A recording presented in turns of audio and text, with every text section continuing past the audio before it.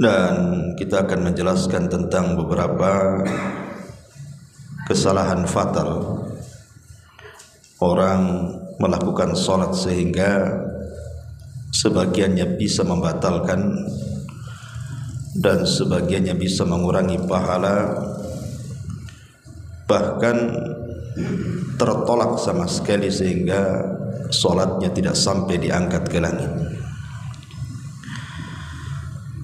Ma'asyiral muslimin yang dimuliakan Allah Subhanahu wa taala, sebagaimana yang ma'ruf sering antum dengar bahwa awal yang dihisab oleh Allah Subhanahu wa taala pada hari kiamat adalah salatnya. Sebagaimana hadis yang dikeluarkan al-Imam At-Tabrani dalam kitab Al-Awsat dari Abdullah ibn Qarat radhiyallahu anhu, Nabi sallallahu alaihi wasallam bersabda, "Awwalu ma yuhasabu bihil 'abdu yaumal qiyamati as-salat." Amalan hamba yang pertama kali dihisab di sisi Allah adalah salatnya. Fa in saluhat salatuhu saluha sairu amali. Kalau salatnya bagus sempurna, maka amalan-amalan yang lainnya dianggap baik. Tetapi wa in fasadat fasada sairu amali. Tapi kalau salatnya rusak, tidak memperhatikan, bahkan sampai membatalkan, maka amalan-amalan yang lainnya tidak dianggap.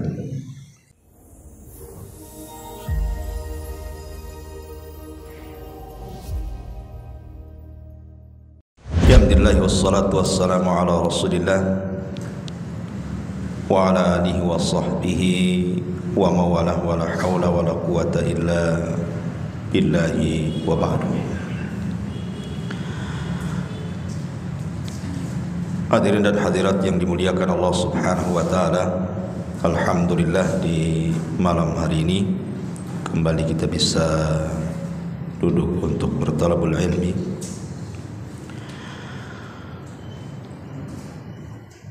Dan malam ini masih membahas fikih salat, ya. Apa-apalah kita selang-seling dengan fikih. Dan kita akan menjelaskan tentang beberapa kesalahan fatal orang melakukan salat sehingga sebagiannya bisa membatalkan dan sebagiannya bisa mengurangi pahala, bahkan tertolak sama sekali sehingga salatnya tidak sampai diangkat ke langit. Ma'asyiral muslimin yang dimuliakan Allah Subhanahu wa taala, sebagaimana yang ma'ruf sering antum dengar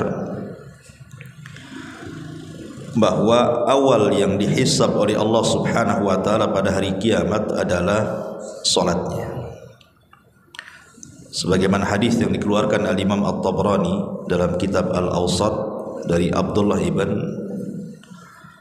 Qarat radhiyallahu anhu,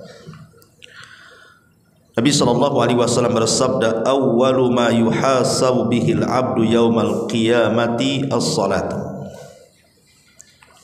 Amalan hamba yang pertama kali dihisab di sisi Allah adalah salatnya. Fa in saluhat salatuhu saluha sairu amali. Kalau salatnya bagus sempurna, maka amalan-amalan yang lainnya dianggap baik. Tetapi wa in fasadat fasada sairu amali. Tapi kalau salatnya rusak, tidak memperhatikan, bahkan sampai membatalkan, maka amalan-amalan yang lainnya tidak dianggap. Dari sini kita tahu bahwa salat itu penentu. Sehebat apapun antum bersedekah, sekhusyuk apapun antum berpuasa, sebanyak apapun antum membaca Al-Quran, berzikir dan ibadah-ibadah yang lainnya, kalau solatnya bermasalah, maka yang lain ikut bermasalah. Makanya saya heran kalau datang Ramadan, banyak orang yang tidak sholat, rajin pula dia puasa.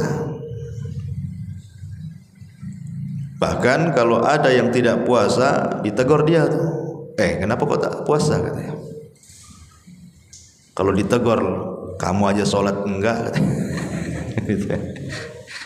Nanti dia ngeles pula, ya masih mending lah aku tak sholat tapi puasa, katanya. Jadi intinya bahwa ini kan kesalahan parah, ikhwan. Bahkan para ulama mengatakan puasanya percuma kalau orang meninggalkan sholat 5 waktu itu. Dan yang lebih hebat lagi kalau kita bicara tentang keutamaan sholat, ikhwan, sholat itu justru amalan pertama yang akan masuk ke dalam kubur dan akan membela orang yang ada di kubur. Dalam hadis yang dihasankan para ulama dan juga dicantumkan oleh Syekh Albani dalam kitabnya Sahih Targhib dan Tarhib, dari hadis Abi Hurairah radhiyallahu anhu. Jadi kalau mayat itu dimasukkan ke dalam kuburan, maka dia sempat mendengar suara terompah sandal-sandal orang yang mengantarkan sampai pulang. Ketika dia sudah tidak mendengar sandal lagi, maka disabdakan Nabi SAW, kanatis salatu inda ra'si, maka salat akan berjaga-jaga dari arah kepalanya. Jadi kalau ada malaikat mendatangi dia, maka salat langsung menghalaunya, dan salat akan mengatakan kepada malaikat ini, ma qibali madkhal, tidak ada jalan kemari untukmu, katanya. Lihat bagaimana salat menyelamatkan orang dalam kuburan. Makanya jangan dianggap remeh salat itu, karena itu amalan pertama justru yang akan membela kita dalam kuburan. Dan salat akan mengatakan kepada malaikat yang hendak menyakiti dia, ma qibali madkhal, tidak ada jalan untung, pergi kamu, katanya. Ma'asyiral muslimin yang dimuliakan Allah Subhanahu wa taala, bahkan salat itu sendiri adalah sebab terbesar orang ini diberikan nikmat oleh Allah pada hari kiamat. Dan nikmat yang akan diberikan kepada orang salat ini melebihi nikmat surga itu sendiri. Surga itu sudah nikmat. Orang kalau masuk surga itu udah luar biasa. Ma la ainun ra'at wa la udhunun sami'at wa la khatara ala qalbi bashar. Nikmatnya tidak bisa dilihat, didengar, terlintas pun tidak. Tapi orang yang menjaga salat ini diberikan oleh Allah kenikmatan yang jauh dibandingkan surga itu sendiri. Apa itu? Ru'yatullahi azza wa jalla, diizinkan memandang Allah azza wa jalla. Dan itu disabdakan di dalam hadis dari Jarir ibn Abdillah al-Bajali radhiyallahu anhu yang terdapat dalam Sahih Bukhari Muslim. Jadi kata Jarir ibn Abdillah al-Bajali, kunna julusan inda Rasulillah sallallahu alaihi wasallam id nadhara ila al-qamari lailata badrin. Kami sedang duduk-duduk santai bersama Rasul di malam hari, dan ketika itu sedang bulan purnama, terang-terangnya. Maka Nabi SAW kemudian menyuruh para sahabat untuk memandang bulan. Kata Nabi SAW, amma innakum satarawna rabbakum kama tarawna hadzal qamar la tudamuna fi ru'yatihi. Kalian kelak pada hari kiamat, kata Rasul, akan memandang Allah seperti kalian memandang bulan di atas itu. Artinya kalian tidak akan berdesak-desakan saat memandang. Siapa yang mau desak-desakan mandang bulan? Tinggal didongakkan ke langit, nampaklah bulan itu. Artinya bahwa Allah Subhanahu wa taala akan terlihat dan tanpa ada kesulitan untuk memandangnya. Tidak harus berdesak-desakan kayak antum nonton sepak bola itu kan. Tidak, cukup ke atas kiri nampak Allah. Tapi bukan Allah seperti bulan, bukan. Maksudnya yang disamakan ini melihatnya. Bukan zat Allah sama dengan bulan, tidak. Maksudnya melihat Allah sama dengan melihat bulan. Ya. Kemudian kata Nabi SAW, fa in istata'tum alla tughlabu an salati qabla tulu'i syamsi wa qabla ghurubiha faf'alu, kata Rasul.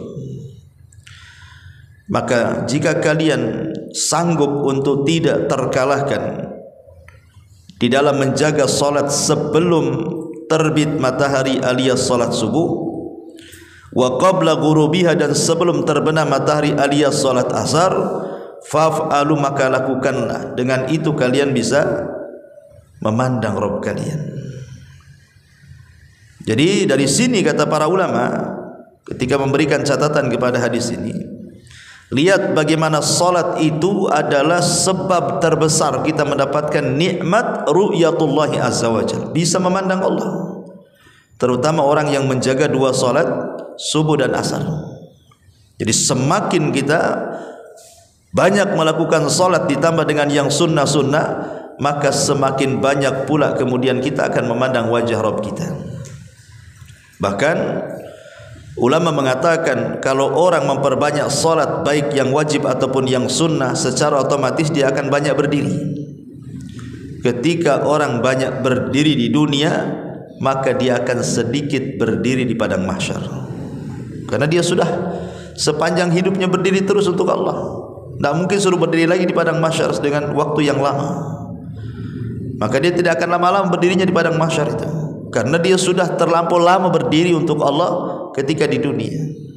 Lihat bagaimana keagungan salat. Dan nikmat memandang Allah juga bagi orang-orang yang menjaga salatnya itu disebutkan di dalam surah Al-Qiyamah. Antum bisa baca pada ayat 22 sampai 32. Ketika Allah Subhanahu wa taala menceritakan tentang kenikmatan penduduk sorga dan kenikmatan dan azab penduduk neraka, Allah katakan wujuhu yawma idzin nadhirah. Wajah-wajah orang-orang yang beriman pada hari itu berseri-seri. Kenapa? Ila rabbiha nadhirah, karena mereka mampu memandang Allah. Tapi di sisi lain Allah mengatakan wa wujuhu yawma idzin basirah.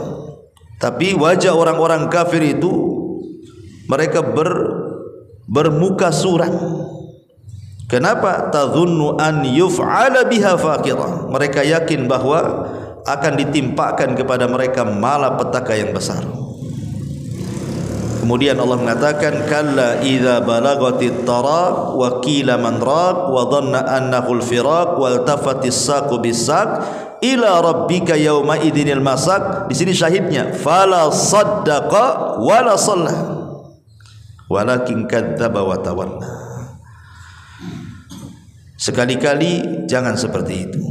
Apabila nafas telah mendesak sampai di kerongkongan, dikatakan kepadanya siapakah yang dapat meruqyah mengembalikan ruh ke dalam jasadnya, dan dia yakin bahwa sesungguhnya itulah waktu perpisahan dia dengan dunia, sehingga bertautlah betis kiri dan betis kanan kepada Rabb-Nya lah pada hari itu kamu akan dihalau.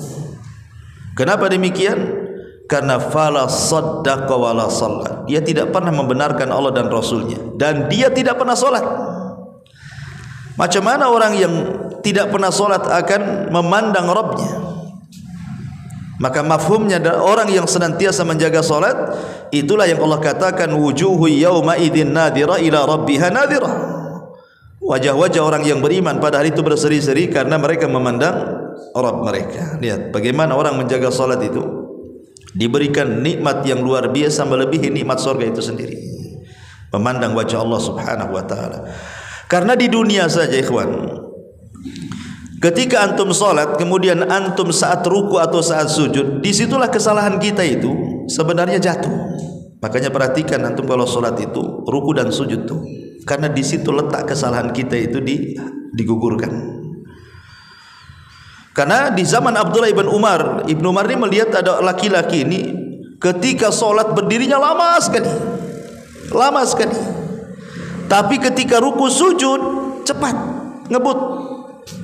Apa kata Ibnu Umar? Fa inni sami'tu an-nabiyya sallallahu alaihi wasallam yaqul. aku mendengar Rasul bersabda, innal abda idza qama yusalli utiya bidhunubihi fawudiat ala ra'sihi aw atikihi fakullama raka'a aw sajada tasaqatat anhu. Kata Rasul, apabila seorang hamba tegak melaksanakan salat, maka dosa-dosanya akan didatangkan semuanya. Di mana? Di arah kepala dan arah bahunya. Maka apabila dia ruku kemudian sujud, maka akan berguguran dosanya, kata Nabi. Makanya kenapa kemudian posisi ruku dan sujud itu sangat menentukan diterima dan tidaknya salat kan? Karena ada hadis yang mengatakan ada orang salat selama 60 tahun gak diterima. Alasannya apa? Karena dia tidak beres ruku dan sujudnya tuh. Justru ketika ruku sujud itulah kesalahan kita hilang. Tasaqatat anhu, berjatuhan kesalahan kita itu. Dalam riwayat yang disahihkan oleh Syekh Nasiruddin Albani dalam kitabnya Sahihul Jami, innal abda idza qama yusalli utiya bidhunubihi kulliha fawudiat ala ra'sihi wa atikihi fakullama raka'a sajada tasaqatat anhu. Apabila seseorang berdiri salat, maka semua kesalahannya akan diletakkan di kepala dan bahunya. Apabila dia posisi ruku, maka berjatuhanlah kesalahannya, dan apabila posisi sujud juga sama, menjatuhkan semua kesalahannya. Ibarat orang wudu kan jatuhnya dari tetesan air wudu, kesalahan kita hilang kan. Tapi kalau salat itu justru saat ruku dan sujud. Disitulah waktu yang sangat baik. Makanya disuruh tumakninah. Tumanina itu artinya betul-betul ruku ya. Kalau seandainya diletakkan mangkok berisi air di punggungnya itu nggak akan jatuh saking ratanya. Dan ketika sujud juga sama tumanina, sehingga pahanya lurus. Ya kan ada pahanya belok sini kalau terlampau dekat sujudnya, atau kalau terlalu jauh gini kali itu pahanya. Itu ya. Biasa aja lah ya, tidak tengah-tengah. Jangan jauh kali gitu ya. Jangan pula dekat kali. Ya, supaya pahanya itu jejak, bahasa kitanya apa jejak gitu ya, lurus lah kan itu ya. Jadi itu juga penting memperhatikan, karena justru di situ kesalahan kita akan hilang. Makanya dalam sebuah hadis Nabi SAW dari hadis Abi Hurairah radhiyallahu an, Nabi bersabda, ara'aitum law anna nahran bi babi ahadikum. Bagaimana pendapat kalian kalau seandainya di depan rumah kalian itu ada sungai jernih bersih sekali, wa yaghtasilu minhu kulla yaumi 5 marrat, dan di antara kalian setiap hari minimalnya 5 kali mandi di sungai itu, hal yabqa min dharanihi syai'un, adakah daki-daki kotoran-kotoran di badan itu nempel kalau antum mandi sehari 5 kali? Qalu la yabqa min dharanihi syai'un, enggak ada ya Rasul, pasti bersih lah. Antum aja mandi sehari berapa kali? 2 kali kan itu. Ada juga yang 1 minggu tak mandi. Artinya kalau 1 hari lo mandi 3 kali udah bersih badan kita. Ini 5 kali itu, bayangkan apakah masuk angin antum? Tapi kalau antum melakukan 5 kali sehari setiap hari, apa enggak bersih badan itu? Kata Nabi SAW, fadzalikum mithlas salawatil khamsi yamhullahu biha khotoyaya. Itulah sama dengan solat juga. Kalau seandainya kita jaga solat 5 waktu, kemudian setiap ruku gugur kesalahannya, setiap sujud gugur kesalahannya, yamhullahu bihinna khotoya, maka kesalahan kita habislah. Kalau setiap ruku dijatuhkan kesalahannya, setiap sujud dijatuh, itu solat wajib saja tuh. Solat wajib saja berapa kali ruku sujud itu, antum tambah lagi dengan sunnahnya, akalikan saja ya. Artinya keutamaan solat itu luar biasa gitu. Makanya kenapa sebenarnya kalau orang itu paham keutamaan di balik solat itu, terangsang dia solatnya, nggak asal-asalan ya kan. Sayang gitu ya, setiap hari kita ini solat, itu waktunya kita membuang dosa, tapi tidak ada dosa pula yang dibuang dari situ.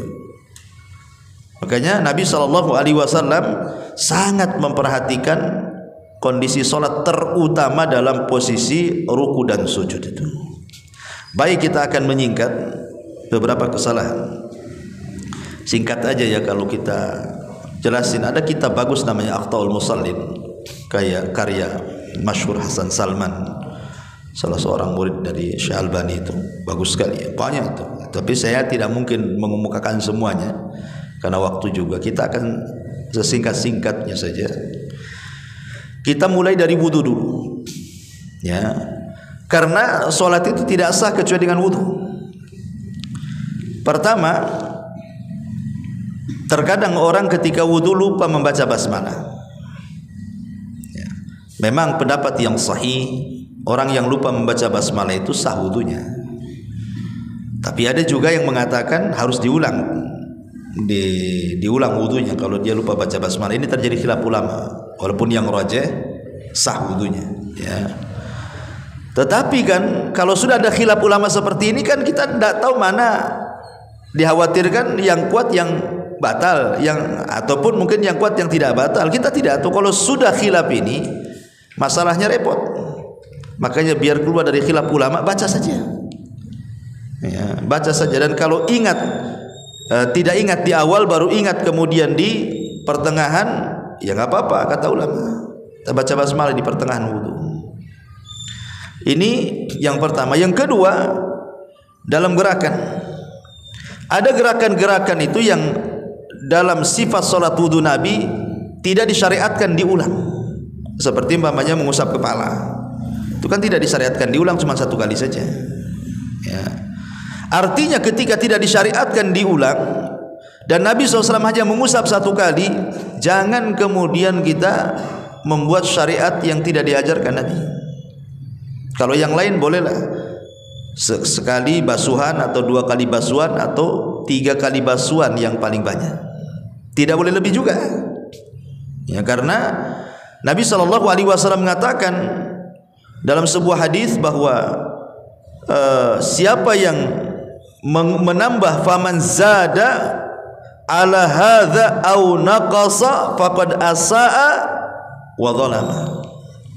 Siapa yang mengurang-urang atau menambah dari bilangan yang sudah ditentukan Nabi, maka dia telah salah wudunya dan telah melakukan kezaliman. Yang wajib itu 1 kali basuhan, yang 2 dan 3 itu sunnah hukumnya. Tetapi kalau memang Nabi SAW tidak mengajarkan kecuali 1 basuhan saja di kepala, ya sudah itu sajalah. Ngapain pula kemudian kita tambah? Ini kesalahan berwudu juga. Karena itu bisa menyelisih sunnah. Kalau sudah menyelisih sunnah kan mengurangi pahala jadi ya. Kemudian yang ketiga, kadang-kadang al-ghaflatu an ghaslil aqab. Kadang-kadang kita tidak memperhatikan ketika mencuci kaki. Yang lain bagus, berkumur-kumur, basuh muka, basuh tangan, kepala. Masalah ketika kaki asal-asalan main guyur saja, ya kan? Padahal tidak cukup dengan mengusap.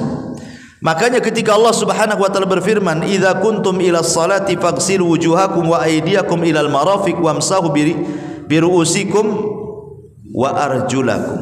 Pakai fathah, bukan pakai kasrah. Karena kaki tidak diikutkan dengan kepala, tapi kaki itu diikutkan dengan tangan. Kalau kaki diikutkan dengan kepala berarti kan diusap. Tapi kaki ketika diikutkan dengan tangan artinya dicuci.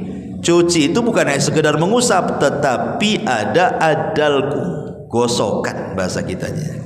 Bukan hanya mengguyur air, mengusap, tapi ada gosokan, digosok-gosok kakinya, itu maksudnya dengan air. Ya, karena dikhawatirkan kalau seandainya hanya main banjur saja, ambil air main guyar-guyur, itu dikhawatirkan tidak menyentuh atau mungkin ada 1 titik 2 titik anggota wudu yang tidak terbasuh, dan itu bahaya. Kata Nabi SAW, wailun lil aqabi minan nar, neraka wel bagi tumit-tumit yang tidak disentuh air wudu ya. Jadi harus diperhatikan cuci kaki itu, sebagaimana kita memperhatikan kumur-kumur, gerakan wudu. Maka kaki itu juga yang kadang-kadang diremehkan. Diusap saja kata para ulama bermasalah, kecuali digosokan. Ini tidak diusap, main banjur saja kan itu ya. Nah ini juga yang harus diperhatikan ya, karena bagaimanapun wudu ini yang menjadikan sholat itu baik gitu. Kemudian juga yang keempat, ada mutakhlilil asabi. Bukan hanya menggosok-gosok ketika mencuci tangan ataupun kaki, tetapi juga harus menyela-nyela. Kan dalam tangan itu kan ada ini daerah-daerah yang harus dijangkau dengan selaan gini kan. Nah, seperti begitu juga kaki itu. Kalau tangan mungkin masih lah gini-gini. Kadang-kadang kaki tidak. Nah, itu loh menyela-nyela juga bagian daripada sunnah. Karena Rasul mengatakan isbaghil wudu wa khallil bainal asabi. Sempurnakan wudumu dan jangan lupa menyela-nyela bagian yang harus disela, terutama di tengah-tengah jari itu. Ma'asyiral muslimin yang dimuliakan Allah Azza wa Jalla, banyak lagi. Taib, kita masuk kesalahan sebelum sholat. Tashbikul asabi. Ada orang yang ketika menunggu sholat itu tashbik. Tashbik itu begini ya kan? Begini. Ini tidak boleh. Saya lihat kan kadang-kadang saya lihat orang yang ketika nunggu sholat tangannya begini. Nah kalau gini nggak masalah. Atau gini kedinginan gitu kan. Kalau gini ya ini yang nggak boleh. Tashbik itu memasukkan jari kanan kiri seperti ini, kemudian gini, gini ya. Tidak boleh. Karena ada hadis Nabi SAW, "Idza tawaddaa ahadukum fi baitihi tsumma atal masjid." Apabila salah seorang dari antara kalian berwudu, kemudian mendatangi masjid, kana fi salatin hatta yarji, maka dia dianggap di dalam salat sampai dia kembali. Kemudian kata Rasul, fala yakul hakadha wasabbaka baina asabi. Kata Rasulullah, jangan kalian lakukan seperti ini. Kemudian beliau sabbak, ya, menyatukan jari kiri kanan dan memasukkannya. Jangan seperti ini. Tak boleh seperti ini. Maksudnya dalam posisi menunggu sholat, ya, dalam posisi menunggu sholat saja. Antum masuk ke masjid, ini belum qomat. Nah, itu yang dilarang. Tapi kalau sudah sholat di masjid, antum mau duduk begini ya nggak ada masalah. Karena di sini larangannya adalah menunggu sholat, karena dianggap main-main. Ya, ini kesalahan juga sebelum sholat. Ini yang pertama. Yang kedua, al-israfil khuta ilal masjid, buru-buru. Ya, kayak mau dikejar-kejar apa gitu kan. Apalagi kalau sudah imam Allahu Akbar ruku. Wah, itu langsung takut gak dapat ruku. Karena dapat ruku dapat satu rakaat masalahnya kan. Ya. Kadang-kadang wudunya asal-asalan kan. Karena buru-buru wudunya tuh. Karena ingin mengejar ruku, enggak perlu, ngapain pula. Kata Nabi SAW, "Fama adraktum fasallu wa ma fatakum fatimmu." Kalau kalian mendapatkan sempurna, alhamdulillah. Kalau kurang ya tinggal ditambah saja kok. Kenapa kemudian sibuk ngejar-ngejar? Yang lebih parah lagi dari rumah gitu ya, ngejar-ngejar motor di kebut-kebut, nabrak nanti. Ataupun lari-lari ngos-ngosan, enggak khusyuk nanti bacaannya itu. Karena dia harus ngatur nafas masalahnya. Jadi enggak perlu, kata Nabi SAW dalam sebuah hadis, "Idza thuwiba lis-salati," apabila dikomatkan untuk salat, fala ta'tuha wa antum tas'auna wa tuha wa alaikum as-sakinata wal waqar, kata Rasul. Maka jangan mendatangi dan kalian tergesa-gesa, tenang saja, santai saja. Ya, masuk ke masjid, tidak apa-apa. Apa yang didapati, alhamdulillah. Apa yang kurang, tambah. Selesai, apa masalahnya? Karena setiap gerakan solat itu dan bacaan itu berpahala, ya kawan. Kita tujuan solat itu apa sih? Nyari pahala, bukan ngejar gerakan. Buat apa ngejar gerakan? Kalau seandainya antum ini umpamanya masbuk, ya, kemudian ikut imam, setiap gerakan dan bacaan itu berpahala. Karena ada orang yang nganggap rugi. Contoh nih, nganggap rugi itu, imam ini lagi tasyahud, kita baru datang, malas kita tasyahud. Karena dianggap nggak dapat satu rakaat kan, ditunggunya dia berdiri, nah, baru takbir Allahu Akbar. Anda ini cari gerakan, cari pahala, langsung Allahu Akbar takbiratul ihram, ikut tasyahud, itu sudah dapat pahala walaupun tidak dapat rakaat. Tapi kan kita dapat pahala di situ, karena setiap gerakan dan bacaan dalam sholat itu ada pahalanya sendiri tuh. Sayanglah kalau seandainya kita luput dari pahala tuh. Karena kita diperintahkan untuk mubadarah, bersegera mengikuti imam. Nah, ini juga kesalahan adalah ketika israfil khuta, bersegera melangkah ke masjid. Ya. Tetapi juga jangan kemudian kita berleha-leha. Ya. Jangan berleha-leha itu maksudnya meremehkan gitu ya. Setiap hari lah antum masbuk gitu. Udah masbuk ditelat-telatin lagi. Baik, kemudian juga yang ketiga adalah at-tanafful inda iqamatis shalah. Ketika qomat salat sunnah pula antum. Ya, dekat-dekat qomat ini nekat salat sunnah. Tahu dia enggak akan keburu salat sunnah kan? Kalau sudah tahu jarak ke qomat itu sedikit, jangan salat sunnah. Kecuali kalau masih lama, baru adzan kan masih lama. Ya, tapi kalau sudah nampak, apalagi kan sekarang di masjid-masjid itu kan ada itunya ya, kayak layarnya kan. Jam sekian masuk, nanti bunyi itu tut gitu kan. Nah, udah nampak nih. Nah, ini tinggal 2 detik, mana bisa saya. Karena yang sudah sholat sunnah saja kalau didengarkan qomat batal kan gitu, dibatalkan, bukan batal sholatnya, dibatalkan.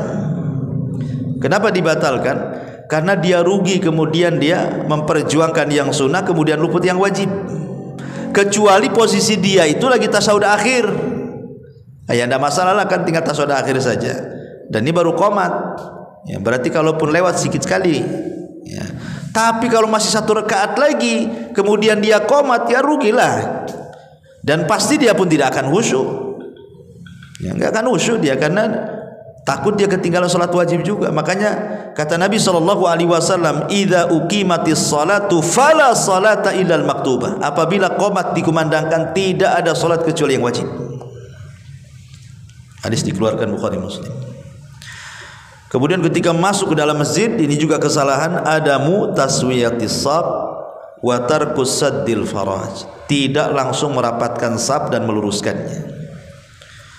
Pokoknya main masuk takbir, enggak begitu. Kita masuk shaf, perhatikan dulu kelurusannya dan kerapatannya. Baru setelah antum yakin antum sudah lurus, sudah rapat, baru takbir di situ. Dan kalau memang kawan sebelah itu memang sudah terbiasa merapatkan kaki tumit ketemu tumit, alhamdulillah. Ya, dia berasa kita pun nyaman dengan dia. Tapi ada orang-orang itu kalau dirapatkan tak nyaman dia, gatel katanya. Kan gitu. Gatel gitu ya, udah gitu dan rapat gitu, menjauh dia. Ya sudah. Ya kalau antum sudah berusaha mendekat, dia menjauh, aku mendekat kau menjauh, ya sudah. Ya. Karena masalahnya ada 2 kemadharatan. Satu madharat kepada yang menjauh, kakinya semakin rapat, kita pula semakin ngangkang. Kan gitu kan. Kan masalah kan. Bahkan ada kasus itu di Gresik dulu, saya masih mondok tuh di masjid rumah sakit. Jadi ada ikhwan itu sakit. Nah, kita solidaritas anak pesantren ya ikut nunggu lah kan. Sebagian ikhwan ini semangatnya gitu, ingin merapatkan shaf tuh. Jadi orang yang dirapatkan shaf ini orang awam, mungkin masih tanya-tanya ini syariat apa kayak gini kan. Begini, jadi makin ngangkang tuh ikhwan ini. Marahlah orang sebelah, akhirnya sepak kakinya jatuh lah. Karena kan kekuatannya kan nggak bisa, kalau ngangkang gini kan kekuatan berdirinya kan kurang kan itu. Jadi sepak jatuh lah kan itu. Sempat ribut tapi sholat tuh. Nah kan jadi akhirnya kan nggak bagus. Niatnya baik untuk merapatkan shaf, tetapi berujung dengan penyepakan. Gitu kan. Jadi belum tentu niat baik itu jadi baik kan itu ya. Kalau memang orang sebelahnya nggak dirapatkan, ya udah. Ya jangan dikejar-kejar kaki orang. Taib. Yang penting kita sendiri sudah ada niat ingin meluruskan dan merapatkan. Intinya seperti itu. Karena Rasul mengatakan la tasawwunna sufufakum aw la yukhallifannallah baina qulubikum wa wujuhikum. Kata Rasul, rapatkan shaf kalian atau Allah akan selisihi wajah dan hati kalian. Sebenarnya gampang saja kita ini melihat warga di sekitar sini nyatu hatinya atau tidak, itu lihat sholatnya. Kalau sholatnya centang perenang sapnya ada, berarti banyak masalah di tempat ini. Hatinya nggak sama tuh. Ya, tapi kalau rapat-rapat sopnya itu berarti bersatu lah. Karena hadisnya seperti itu. Rapatkan sop kalian atau Allah buat hati kalian bermasalah satu dengan yang lainnya. Ini juga kesalahan sebelum sholat. Nah, kita masuk ketika masuk sholat. Kesalahan pertama adalah ada tuma'ninati fis shalah. Tidak tuma'ninah. Tidak tuma'ninah seperti tidak meluruskan sewaktu ruku dan tidak tuma'ninah meluruskan sewaktu sujud. Nabi SAW beliau bersabda kepada orang yang tidak tumanina ketika ruku dan sujudnya, kata Rasul, irji fasalli fa innaka lam tusalli. Ulangi solatmu, kau belum dianggap solat. Sampai 3 kali Rasul itu, ulangi solatmu, kau belum solat. Jadi sahabat ini mengatakan, ya Rasul, saya tidak bisa melakukan yang lebih baik daripada ini, katanya. Karena sudah 3 kali diulang. Maka Nabi memberitahu kesalahannya apa. Kata Nabi SAW, idza kumta ila salati fakabbir thumma qra' ma tayassara ma'aka minal Qur'an. Apabila engkau menuju salat, bertakbir, kemudian baca yang mudah untukmu, jangan yang sulit-sulit dibaca. Makanya sebagian para ulama mengatakan makruh hukumnya salat wajib melihat mushaf, karena di masjid itu taruh mushaf kan. Ya, itu tidak disyariatkan kalau sholat wajib. Kalau sholat sunnah nggak apa-apa. Sholat malam antum ingin 30 juz baca Quran nggak masalah. Ya, tapi kalau sholat wajib jangan. Karena di sini Rasul mengatakan apa? Tsumma qra' ma tayassara minal Quran, baca yang mudah. Kalau Al-Baqarah tidak hafal, Al-Fil. Ya, kalau surah sapi betina tak hafal, surah gajah aja lah. Kan Al-Baqarah panjang, Al-Fil kan cuma sejengkal aja. Ya. Ya, karena kita disuruh yang mudah saja, jangan takalluf. Kita sedang sholat wajib masalahnya.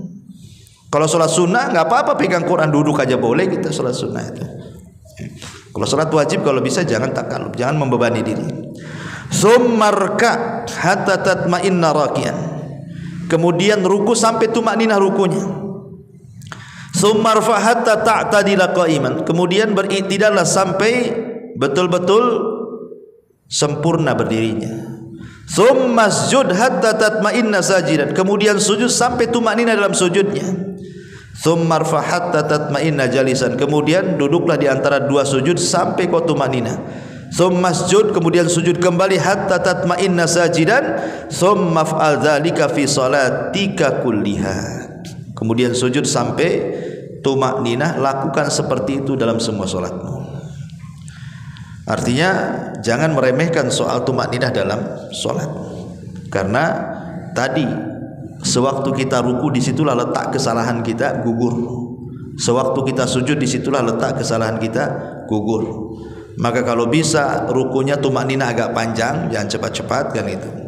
Kemudian sujudnya juga sama. Makanya saya nggak kebayang tuh orang yang taraweh 7 menit ya, 7 menit 23 rakaat kan. Cemana dia akan tumakninah? Nggak bisa. Oh, dolin katanya. Kok langsung dolinnya saja kan? Kapan mulainya itu? Alhamdulillahnya kok langsung dolin. Ya. Jadi kadang-kadang seperti itu. Jadi nggak boleh dalam Islam itu terlalu cepat seperti itu. Karena dipastikan tidak tumakninah. Dipastikan tidak teman. Karena saya lihat video itu orang nih ruku ya, belum betul-betul ruku tuh, karena terlalu cepat. Jadi modelnya gini, nggak lurus begini, baru begini, udah bangkit lagi. Ya, dari segi gerakan tumakninahnya saja bermasalah. Gimana dengan bacaannya coba? Ya, makanya yang seperti ini, kalau antum melihat imam seperti ini, mufaraqah saja, keluar, baguslah sendiri. Kalau membahayakan sholat kita ya. Ini juga yang pertama. Yang kedua, al-julus ma'al qudrati 'alal qiyam. Berdiri, duduk padahal dia sanggup berdiri. Kalau kita sanggup berdiri dalam sholat wajib, berdiri. Umpamanya antum habis kesandung, agak sakit lah kaki itu, tapi masih bisa berdiri. Ya, nggak ada alasan kalau masih bisa berdiri jangan duduk. Kecuali kalau dengan berdiri antum tidak tahan sakit gitu kan. Ya orang punya asam urat itu kalau berdiri memang sakit tuh, ya kan? Kayaknya dicucuk-cucuk gitu ya. Nah itu nggak masalah duduk kan, karena memang berdiri memadaratkan kan. Sebab kalau tetap berdiri dengan menahan sakit nggak akan khusyuk kan gitu dia bacaannya kan. Tapi kalau dia sanggup berdiri jangan duduk, karena berdiri dalam sholat wajib itu rukun. Kalau dia sanggup berdiri kemudian duduk batal sholatnya, karena meninggalkan rukun masalahnya. Lain kalau sholat sunnah boleh.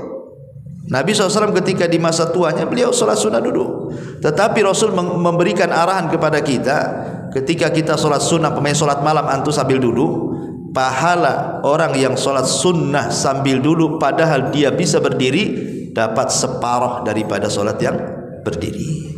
Jadi pahalanya separuh ya. Taib. Kemudian juga kesalahan yang lainnya, yang nomor 3, musabaqatul imam. Dia imam belum bergerak sudah gerak dia. Ya, jangan sampai kemudian mendahului imam. Jangan bicara mendahului, gerakan sama saja tidak boleh. Apalagi sampai mendahului. Yang imam itu antum atau imam jadinya kan? Kan imam dijadikan itu untuk diikuti. Biarkan imam ruku dulu baru kita ruku. Enggak, imam belum ruku dia ruku. Seolah-olah dia yang jadi imam ikut dia kan. Gimana ceritanya? Maka Nabi SAW sangat melarang. Kata Nabi SAW, amma yakhsha ahadukum idha rafa'a ra'sahu qabla al-imam an yaj'alallahu ra'sahu ra'sa himarin aw yaj'alallahu suratahu surata himarin. Tidakkah takut salah seorang di antara kalian mengangkat kepala sebelum imam, Allah jadikan kepalanya seperti keledai atau bentuk kepalanya seperti bentuk keledai. Di zaman Imam Ibnu Hazm rahimahullah ta'ala ada cerita. Jadi ada yang mutakabbir, orang sombong. Dia nggak yakin dengan hadis ini. Masa sih kalau orang mendahului imam nanti kepalanya jadi keledai katanya. Jadi dia mau nyoba. Ya, betul-betul mau nyoba dia.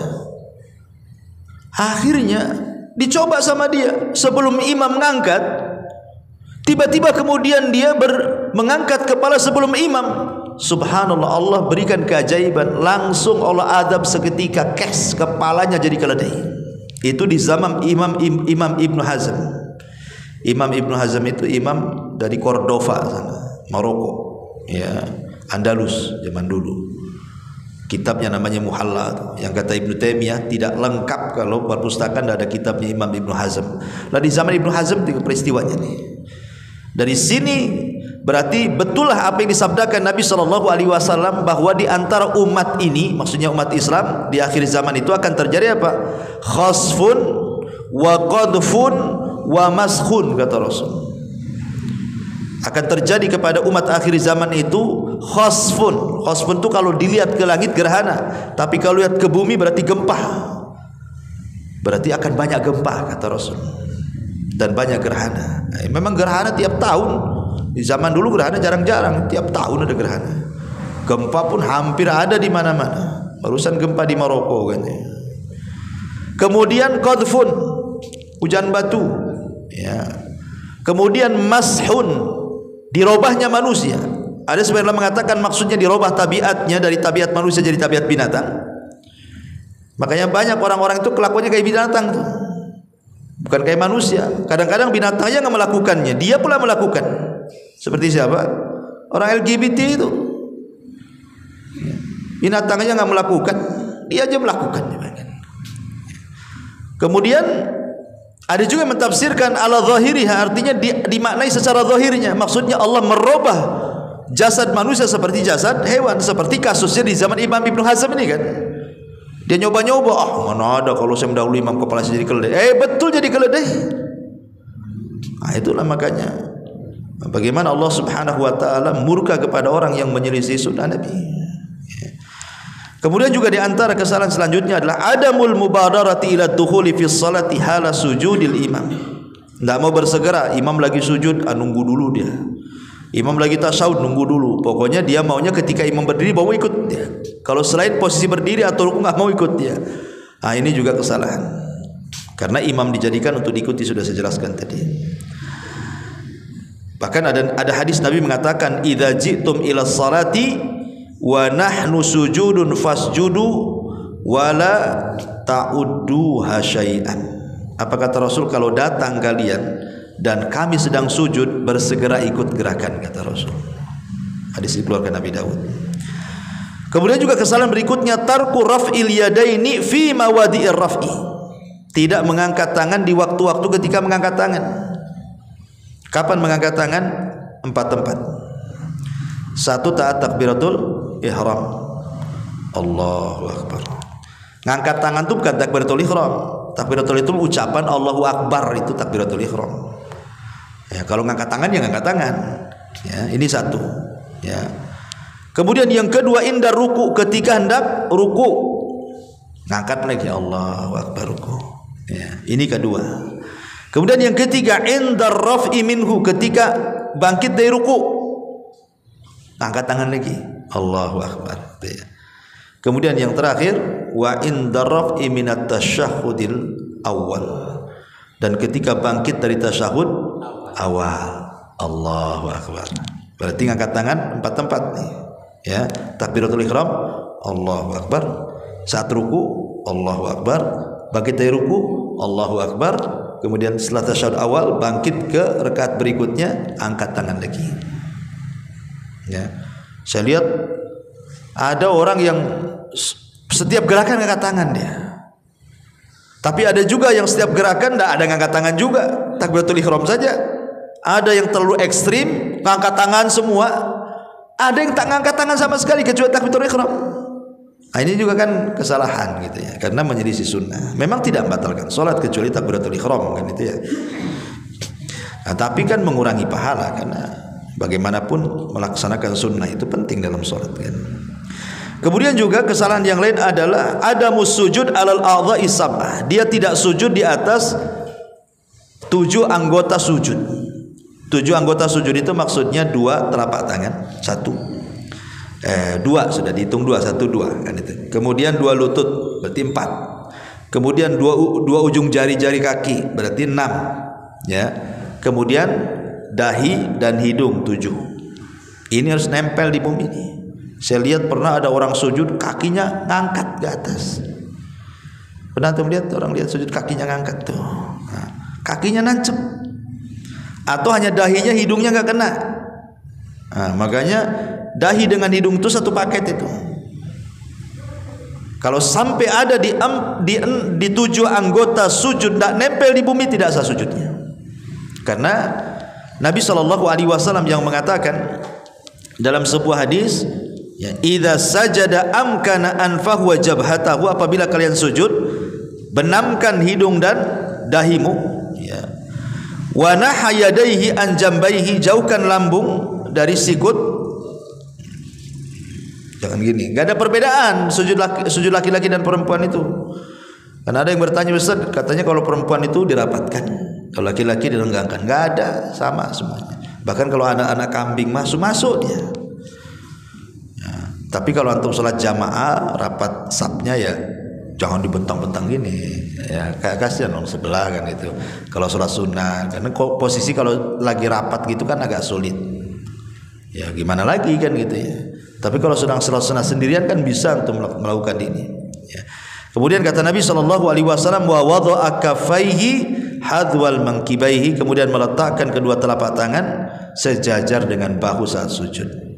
Wa kana yumakkinu rukbataihi, dan menancapkan kedua lututnya, wa atraf qadamaihi, dan ujung-ujung telapak kakinya.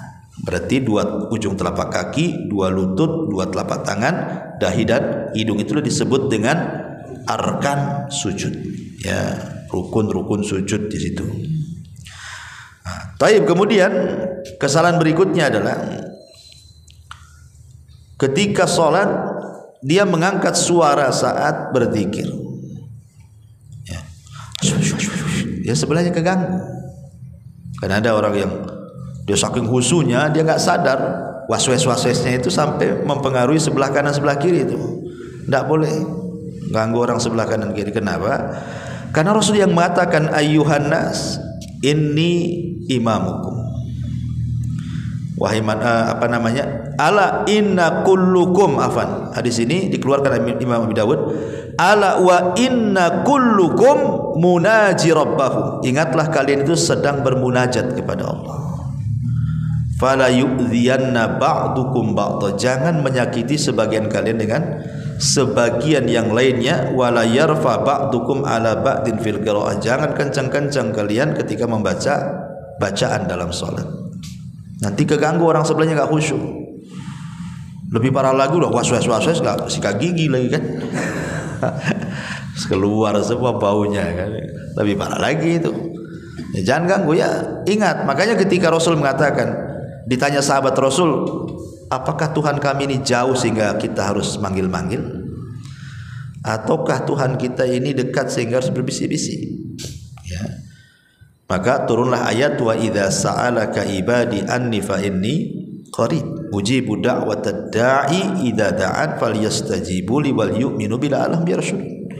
Apabila mereka bertanya soal keberadaanku, kata Allah, katakan ya aku dekat. Berarti tidak perlu teriak-teriak doa itu. Ya, karena Allah itu dekat. Ya, cukup dengan suara lirih saja Allah tahu. Kemudian juga kesalahan yang lain, qiyamul masbuk qabla taslimil imam at-taslimat tsaniyah. Ada orang masbuk ini kadang-kadang imam baru salam ke kanan, Allahu akbar, udah berdiri dia. Ya. Tunggulah imam ini selesaikan salamnya. Assalamualaikum. Assalamualaikum. Baru berdiri. Ya. Ini enggak. Makanya kata Imam Syafi'i rahimahullahu taala, wa man sabaqahul imamu bi syai'in minas salati lam yakum liqada'i ma alaihi illa ba'da faraghil imami minat taslimataini, kata Imam Syafi'i. Orang yang telat masbuk datang, ketika hendak menyempurnakan sholat rakaat keberikutnya, jangan bergerak sampai sempurna 2 salam imam. Sempurnakan 2 assalamualaikum. Assalamualaikum. Baru kita berdiri yang masbuk tuh. Ya. Mau kemana juga tuh buru-buru. Taib. Kemudian juga yang selanjutnya adalah at-tahawun fil qiyam bastu adh-dhira'aini fi sujud. Bastu dhira'aini fi sujud. Dia tidak mengangkat sikut saat sujud, malah merebahkan tangan. Jadi harusnya kan sikutnya diangkat. Ini direbahkan begini. Kan ada orang yang begini kan, direbahkan. Harusnya kan diangkat begini, bukan direbahkan. Karena itu gaya anjing masalahnya. Itu anjing duduk ya. Kata Nabi SAW, idza sajadta fadha kaffaika warfa mirfaqaika. Kalau sujud, letakkan kedua telapak tanganmu, jauhkan kedua sikutmu. Karena Nabi mengatakan, i'tadilu fis sujud wa la yabsutu ahadukum dira'aihi imbisatal kalbi. Di sini ada larangan. Tidak boleh salah seorang kalian ketika sujud itu seperti duduknya anjing. Berarti harus dijauhkan dari lambung. Ya. Kemudian yang berikutnya, kasratul iltifat wa ra'ful basari ila sama. Banyak tengok-tengok ataupun memandang ke langit, dan wa adamun nadhar ila maudhi'is sujud asna'is shalah, dan tidak memandang ke tempat sujud saat salat ketika berdiri. Memang ada khilaf ulama, apakah saat antum berdiri Allahu akbar pandangan kita itu ke depan atau ke tempat sujud? Abu Hanifah berpendapat, kalau tidak salah Abu Hanifah, lupa saya, Imam Malik, pokoknya antara dua inilah, disunahkan ke depan pandangannya. Allahu akbar berarti ke depan. Kenapa? Karena berdalil dengan ayat Al-Qur'an, fa aina ma tuwallu fa thamma wajhullah. Dimanapun kau memandang, disitulah wajah Allah. Jadi boleh memandang ke depan. Tapi sebenarnya Allah mengatakan tidak, ke tempat sujud. Jadi begini. Gitu maksudnya. Jadi ada dua pendapat ya. Ada yang mengarah ke depan, ada yang mengarah ke tempat sujud. Ya, tapi yang rajih menghadap ke tempat sujud. Ya. Nah, tapi sebagian yang lain tidak. Dia tidak mengarah ke depan ke tempat sujud. Dia bela-belo aja tuh. Nggak tahu itu dia kenapa, melamun kali ya. Ya. Apalagi kalau umpamanya ada cicak jalan kan, perhatiin cicaknya kemana masuk. Lagi sholat kan, itu kan bahaya. Apalagi kalau sampai kawin, makin husul lagi. Nengoknya kan. Jadi jangan sampai gitu. Karena itu kenapa? Itu bagian daripada dia sedang kecurian setan itu. Bukan kecurian dompetnya, tidak. Tapi khusyuk dia dicuri setan. Ikhtilas min ikhtilasi syaitan. Wa huwa yakhtalisu min ikhtilasi syaitan, kata Rasul. Dia sedang dicuri itu sama setan khusyuknya tuh. Taib. Kemudian yang selanjutnya adalah ad-dukhulu ilal masjid bi rawaihil khabithah. Dia tidak menjaga keharuman badan. Ya, harusnya ya kalau sholat itu, kalau sholat sendiri nggak apa-apa, tapi kalau sholat jamaah ya kalau bisa agak harum lah pakaian itu. Ya, udah maaf ketiaknya bau gitu kan, udah nggak pakai parfum, yang sebelahnya itu udah menikmati betul. Karena masalah jadinya, kawan. Antum kalau nggak mandi minimal pakai parfum. Sudah tak mandi nggak pakai parfum, aduh lebih bangkai dari bangkai nanti. Gitu ya. Jadi ya Nabi itu suka berparfum. Kemana-mana tuh kalau bisa bawa parfum. Nah, apalagi kalau sholat. Jadi kita khusyuk di sebelahnya pula khusyuk. Sebab kalau bau yang kita khusyuk sebelah tak khusyuk. Kan ya? Mungkin kalau lihat antum lagi, mungkin mikir-mikir kalau sebelah itu. Ah malas ada sebelah dia kan. Itu ya kan. Taib. Taib dan banyak lagi. Tetapi yang ingin saya jelaskan yang lebih tajam lagi, hal-hal yang bisa membatalkan sholat. Jelas ini batal sholatnya ini. Ya. Dan ini ada 10 perkara. Ya. Jangan sampai antum lakukan ketika sholat, karena dipastikan batal sholatnya. Dan membatalkan sholat itu karena 2 perkara. Pertama, karena antum melakukan yang diharamkan, atau karena antum meninggalkan yang diwajibkan. Jadi batalnya sholat itu cuma 2 perkara ini: melakukan yang diharamkan atau meninggalkan yang diwajibkan. Adapun melakukan yang diharamkan, 1, makan minum secara sengaja. Ya. Antum lagi makan roti, takbiratul ihram. Itu tidak boleh. Lepehkan dulu lah makanan itu. Ya. Ini jelas tak boleh. Ya, batal sholatnya. Kalau secara sengaja gitu. Pemain antum lupa sikat gigi, ada pula 3 beras masih nyangkut, lepas pula dari gigi itu. Akhirnya antum kunyah-kunyah. Kalau antum sengaja dikunyah-kunyah, kunyah telan, nah itu main-main antum tuh. Ya, sebaiknya antum lepehkan. Ya, lepehkan. Jadi maksudnya dia ditampung lah, ambillah sama tangan, masukkan ini ya ke pesak, ya kan. Nanti habis sholat jadi duit. Taib. Ini yang pertama. Yang kedua, al-kalamu amdan fi ghairi maslahatis shalah. Ngomong secara sengaja yang tidak ada kaitan dengan masalah sholat. Ngomong sengaja, Allahu Akbar, handphone orang-orang afan lagi sholat. Gitu ya. Itu tidak boleh kalau ngomong di luar masalah sholat itu. Karena di zaman Rasul itu ada seorang sahabat, saya lupa namanya. Jadi samping dia itu bersin, haji. Gitu. Mungkin karena dia terbiasa refleks mendoakan orang bersin. Yarhamukallah. Gitu. Jadi orang mandang-mandang semua sama dia. Ya, ada apa orang di depan lagi sholat tuh, orang memandang dia. Sampai ketika kemudian selesai sholat, maka Nabi SAW memberikan wejangan. Nah, maksudnya jangan dijawab, karena sholat itu perlu kekhusyuan. Taib. Kemudian yang nomor 3 adalah al-amalul katsiru amdan, banyak bergerak. Nggak ada jalan, nggak ada hajatnya bergerak, banyak bergerak. Ya, jadi jangan banyak bergerak yang tidak ada hajatnya dan bukan jenis sholat.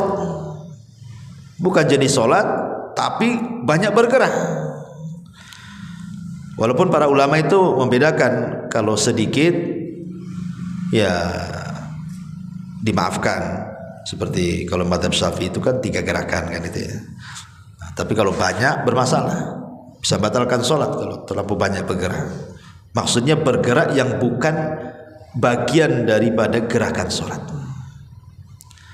Tapi kalau bagian dari gerakan sholat, umpamanya nih, kan kita tidak boleh sholat kecuali menghadap sutra.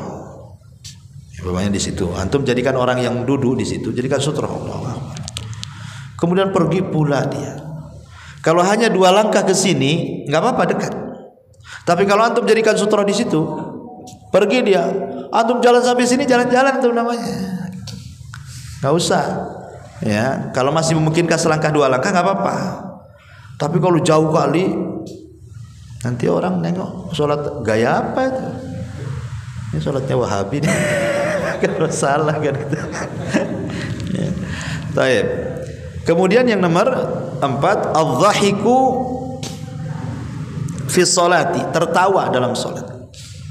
Tertawa, entah antum menghayalkan apa atau tertawa. Ya. Kan kadang-kadang itu. Kadang ada juga orang cerita itu dia tertawa gara-gara lihat anekdot di kaos orang. Allahu Akbar. Tengok mungkin ada anekdot di situ, bahasa apa terbaca, ketawa dia, batal sholatnya. Makanya jangan ganggu orang sholat. Kalau tahu kaos-kaos itu jangan. Ini mesti politik nih maksudnya.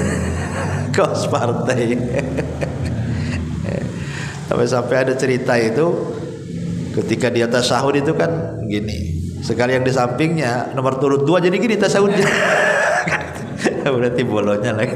Ini kan main-main aja sholatnya. Kemudian juga yang nomor 5, al-khata'u fil qiraati idza ghayyara al-ma'na. Ya, kesalahan dalam bacaan yang sampai merubah makna. Di mana maknanya ini sangat parah. Bahkan bisa sampai kekufuran. Nah, ini jelas. Ya, kalau sampai fatal sekali merubah maknanya, maka tidak sah sholatnya. Tapi kalau bukan karena mungkin lidahnya yang susah gitu kan, memang sudah berusaha lidahnya susah, ya memang gimana lagi, yang kita ini bukan lidah Arab kan gitu. Kemudian yang nomor 6, takhalluf al-ma'mum an imamatihi bi ruknaini, ketinggalan 2 rukun karena imamnya cepat-cepat, ketinggalan 2 rukun kita. Umpamanya kita mau tumaninah, Allahu Akbar, baca. Imam ruku kita belum selesai bacaan, masih baca saja. Imam i'tidal kita pula baru ruku, berarti 2 lewat tuh, batal sholatnya. Jangan kelewat 2 rukun. Kalau imam ruku segera ruku lah, jangan nunggu dia i'tidal. Nah, ini batal sholatnya. Nah, kemudian yang nomor 7, ma'abtalat tahara kal hadathi wa aqlillah milibil. Antum habis wudu makan daging unta, kan daging unta pendapat yang kuat batal wudunya. Kalau daging kambing nggak masalah. Ya.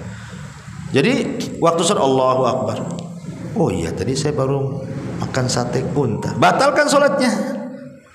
Ya, karena dia belum tajdid wudu, belum baru wudu kan gitu. Karena kalau terus langsung dilakukan, berarti antum sholat tanpa wudu namanya. Kan batal wudunya dengan makan daging unta gitu ya.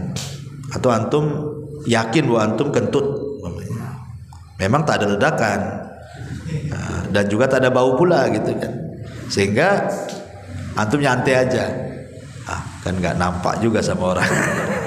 Sayang tinggal lagi tasawuf akhir lagi, aduh katanya tinggal sedikit lagi pula cus gitu keluar, ya batal. Gak masalah diulang kan pahala juga gitu. Kenapa sayang? Kemudian juga yang nomor 8, kashful aurati amdan, membuka aurat secara sengaja. Kalau tidak sengaja nggak apa-apa. Contoh antum pakai sarung, ya lupa nggak pakai celana dalam, waktu sholat Allah melorot. Ya tapi kan maksudnya sholat sendiri, bukan di masjid. Bahaya kalau di masjid. Nah itu kan nggak sengaja kan, karena mungkin kurang kencang, maka langsung diambil pasang. Itu nggak membatalkan sholat. Ya karena tidak sengaja kan, dia melorot jatuh, langsung diambil lagi. Nah, begitu maksudnya. Tapi kalau sengaja nggak boleh. Ya batal sholatnya. Kemudian yang nomor 9 adalah al-inhiraful katsir an jihatil kiblat. Serongnya dari kiblat terlalu jauh. Kayak dulu kasus di masjid mana itu, dia bukan ngadap ke Mekah, ngadap ke Singapura. Gitu. Wah, aneh ini katanya, masjid orang ngadap ke Mekah, ini ngadap ke Singapura. Ini udah parah kan itu ya. Jadi kalau sikit ya nggak apa-apa. Kalau umpamanya antum mereng sikit dari kiblat nggak apa-apa, karena kita nggak mungkin narik benang dari Ka'bah ke sini kan. Kalau kita pasang benang di tali ya betul-betul lurus kan ya. Tapi kan kita nggak narik benang, sehingga kita bisa lah kira-kira. Kalau menceng-menceng sedikit nggak apa-apa. Tapi kalau parah gitu ya, apalagi sampai 180 derajat itu sama dengan membelakangi. Nah, itu ya batal sholatnya. Kecuali kalau sholat sunnah. Kalau sholat sunnah mengharap kemana saja nggak masalah. Ketika di kendaraan maksudnya ya. Tapi kalau sholat wajib tetap. Makanya kenapa dalam ketentuan syariat itu sholat wajib tidak boleh dilakukan di atas kendaraan. Rasul tidak pernah melakukan sholat wajib di atas kendaraan. Nah, ketika Syekh Utsaimin ditanya bagaimana hari ini di pesawat, kalau turun nggak mungkin kan itu. Maka dibolehkan inda darurah, dalam kondisi darurat. Jadi sholat wajib di atas pesawat itu boleh karena darurat. Tapi kalau tidak darurat, masih bisa lah. Kan turun pesawat ini jam 4:30. Berarti ke maghrib masih lama. Bisa lah, saya nggak usah sholat asar di atas pesawat. Turun, karena masih ada waktu untuk sholat asar. Tapi ini turun jam 7 nih. Ada mungkin juga sholat asar dijamah dengan maghrib. Terpaksalah kemudian di atas pesawat. Kemudian juga yang nomor 10 di sini, wujudun najasati ala badani wa thiyabi. Ada najis pula di badan kita, di pakaian kita. Mungkin waktu antum gendong anak antum kencing, antum tak tahu kan itu ya. Pas sholat kalau kok pesing nih. Baru ingat, iya anak saya tadi kencing, batal sholatnya ya, karena dia tahu ada kencing anaknya di situ kan ya. Atau saya tambah umpamanya dia salam sebelum selesai membaca bacaan, main salam duluan, mungkin mau buru-buru mau pusal kali ya, jadi baru baca syahadat belum sholawat udah main salam tuh. Selesaikan dulu bacaan itu, kemudian salam. Kalau memang pemanya yang sunnah nggak dikerjakan ya nggak apa-apa, seperti berlindung dari 4 perlindungan kan sunnah saja dibaca. Allahumma inni a'udzubika min adzabi jahannam wa min adzabil qabri wa min fitnatil mahya wal mat wa min fitnati syarri masiihid dajjal. Itu kan sunnah saja dibaca. Kalau itu nggak dibaca nggak apa-apa. Tapi kalau tahiyat, syahadat, sholawat itu harus dibaca ya, nggak boleh tinggal gitu ya. Ini karena bisa membatalkan sholat nantinya. Nah, ini diantara sebagian, sebenarnya ini sebagian karena juga waktu ya. Mudah-mudahan bisa dipahami. Kita tutup sampai di sini. Subhanaka bihamdika asyhadu an la ilaha illa anta astaghfiruka wa atubu ilaik. Allahu ta'ala alam. Assalamualaikum warahmatullahi wabarakatuh.